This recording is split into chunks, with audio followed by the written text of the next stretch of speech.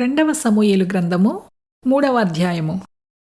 సౌలు కుటుంబీకులకును దావీదు కుటుంబీకులకును బహుకాలము యుద్ధము జరుగగా దావీదు అంతకంతకు ప్రబలెను. సౌలు కుటుంబము అంతకంతకు నీరసిల్లెను. దావీదునకు పుట్టిన కుమారులెవరనగా అమ్నోను అను అతని జ్యేష్ఠపుత్రుడు యెజ్రెయేలీయురాలగు అహీనోయము వలన పుట్టెను. కిల్యాబు అను రెండవవాడు కర్మేలీయుడగు నాబాలు భార్య అయిన అబీగయీలు వలన పుట్టెను.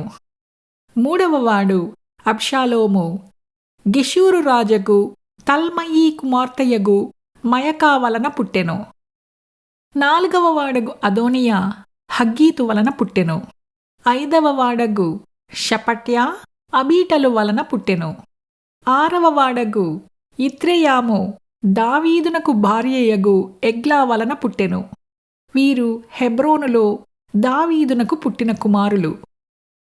సౌలు కుటుంబీకులకును దావీదు కుటుంబీకులకును యుద్ధము జరుగగా అబ్నేరు సౌలు కుటుంబీకులకు బహుసహాయము చేసెను. అయ్యా కుమార్తె అయిన రిస్పాయను ఒక ఉపపత్ని సౌలుకుండెను. నా తండ్రికి ఉపపత్నియగు దానిని నీవెందుకు కూడితివని ఇష్బోషెతు అబ్నేరును అడగగా, అబ్నేరును ఇష్బోషెతు అడిగిన మాటకు బహుగా కోపగించుకొని, నిన్ను దావీదు చేతికప్పగింపక నీ తండ్రి అయిన సౌలు ఇంటి వారికిని అతని సహోదరులకును అతని స్నేహితులకును ఈవేళ ఉపకారము చేసిన నన్ను యూదావారికి చేరిన కుక్కతో సమానునిగా చేసి ఈ దినమున ఒక స్త్రీని పట్టి నా మీద నేరము మోపుదువా? యెహోవా దావీదునకు ప్రమాణము చేసిన దానిని అతని పక్షమున నేను నెరవేర్చని ఎడల దేవుడు నాకు గొప్ప అపాయము కలుగజేయునుగాక. సౌలు ఇంటివారి వశము కాకుండా రాజ్యమును తప్పించి దాను మొదలుకొని బెయేర్షెబా వరకు దావీదు సింహాసనమును ఇజ్రాయేలు వారి మీదను యూదా వారి మీదను నేను స్థిరపరచెదనెను. కావున ఇష్బోషెతు అబ్నేరునకు భయపడి ఇక ఏ మాటయు పలకలేకపోయెను. అబ్నేరు తన తరపున దావీదు నొద్దకు దూతలను పంపి, ఈ దేశము ఎవరిది? నీవు నాతో నిబంధన చేసిన ఎడల నేను నీకు సహాయము చేసి ఇజ్రాయేలు వారినందరినీ నీ తట్టు తిప్పదనని వర్తమానము పంపగా, దావీదు, మంచిది, నేను నీతో నిబంధన చేసెదను. అయితే నీవు ఒక పని చేయవలెను. దర్శనమునకు వచ్చినప్పుడు సౌలు కుమార్తెయగు మీకాలును నా యొద్దకు తోడుకొని రావలెను, లేదా నీకు దర్శనము దొరకదనెను.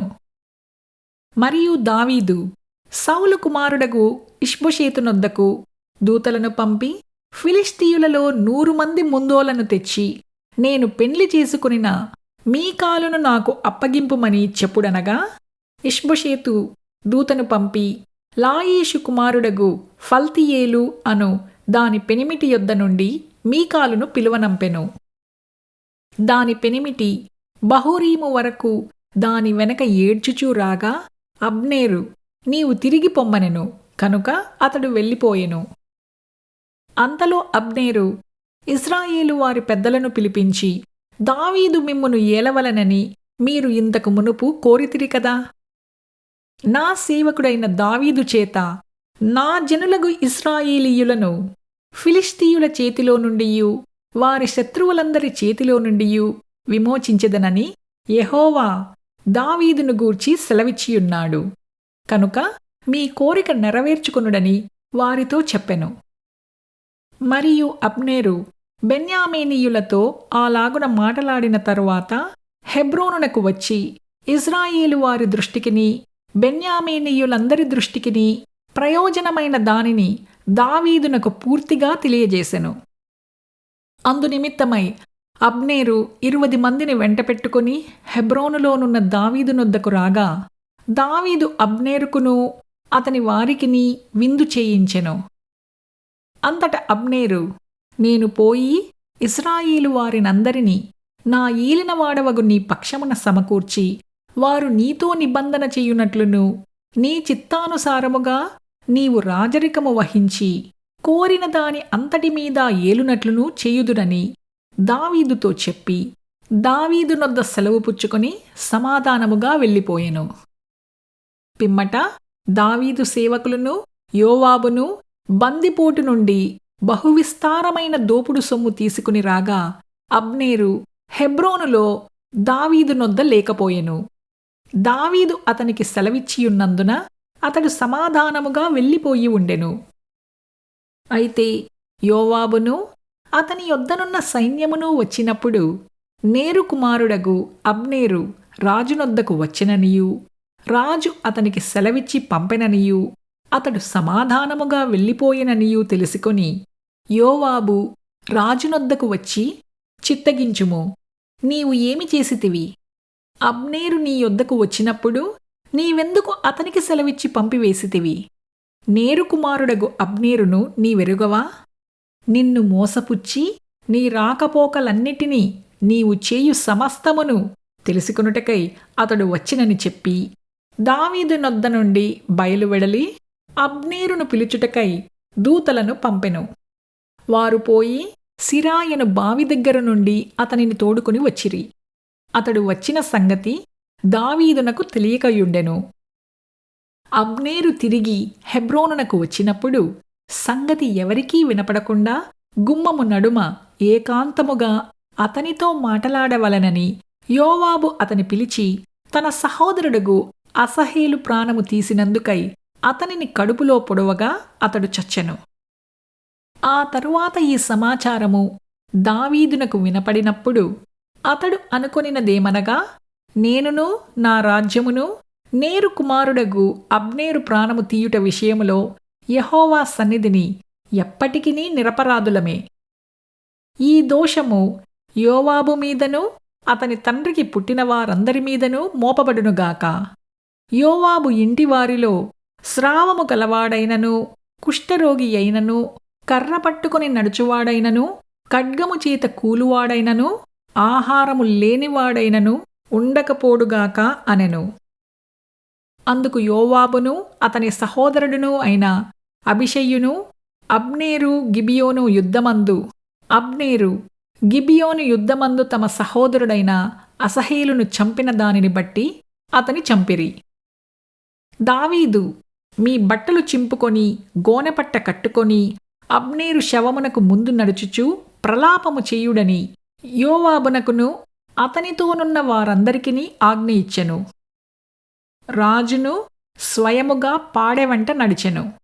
వారు అబ్నేరును హెబ్రోనులో పాతిపెట్టగా రాజు అబ్నేరు సమాధి దగ్గర ఎలుగెత్తి ఏడ్చెను.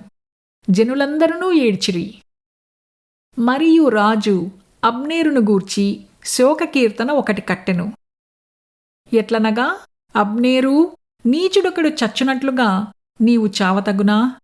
నీ చేతులకు కట్లు లేకుండగను, నీ కాళ్లకు సంకెళ్ళు వేయబడకుండగను దోషకారి ఎదుట ఒకడు పడునట్లు నీవు పడితివే. రాజు ఈలాగున కీర్తన ఎత్తి పాడగా జనులందరూ విని మరి ఎక్కువగా ఏడ్చిరి. ఇంకా వెలుగున్నప్పుడు జనులు దావీదునొద్దకు వచ్చి భోజనము చేయుమని అతనిని బ్రతిమలాడగా దావీదు ప్రమాణము చేసి, సూర్యుడు అస్తమించక మునుపు ఆహారమేమైనను నేను రుచిచూచిన ఎడల దేవుడు నాకు గొప్ప అపాయము కలుగజేయునుగాక అనెను. జనులందరూ ఆ సంగతిని గ్రహించినప్పుడు సంతోషించిరి. రాజు చేయునదంతయు జనులందరి దృష్టికి అనుకూలమైనట్లు అదియూ వారి దృష్టికి అనుకూలమాయెను. నేరు కుమారుడైన అబ్నేరును చంపుట రాజు ప్రేరేపణ వలననైనది కాదని ఆ దినమున జనులందరికినీ ఇశ్రాయేలు వారందరికినీ తెలియబడెను. పిమ్మట రాజు తన సేవకులను పిలిచి వారితో ఈలాగు సెలవిచ్చెను. నేటి దినమున పడిపోయినవాడు ఇశ్రాయేలు వారిలో ప్రధానుడనియు పెద్దలలో ఒకడనియు మీకు తెలిసేయున్నది. పట్టాభిషేకము నొందిన వాడనైనను నేడు నేను బలహీనుడనైతిని.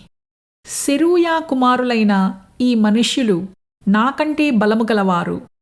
అతడు జరిగించిన దుష్క్రియను బట్టి యెహోవా కీడు చేసిన వానికి ప్రతికీడు చేయునుగాక.